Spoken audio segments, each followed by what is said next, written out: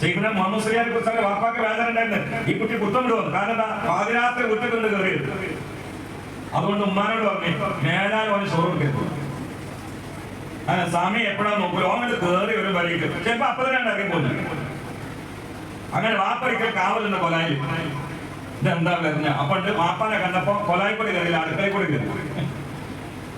കേരളം വെള്ളം പിടിക്കൽ ഓടലൊപ്പായി. അപ്പൊ വാപ്പൊന്ന് പുറത്തു പോയി, എന്താ മറ്റേ പണി. അപ്പൊ നേരെ പോണത് കടപ്പുറത്ത് ക്ലബ്ബല്ല.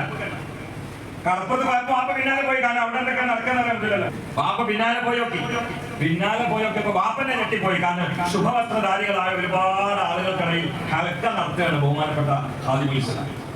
പിറകൊക്കെ പോയിട്ട് ഉമ്മാനോട് വന്നിട്ട് അവരുടെ ഭാര്യനോട് പറഞ്ഞു, പിന്നെ ഈ നമ്മളൊക്കെ കഴിക്കുന്നതിനേക്കാളും നല്ല ഭക്ഷണം കൊടുത്തോ, എന്റെ പേടിയൊക്കെ പോയി, കുട്ടി പുട്ട മക്കളാണ്.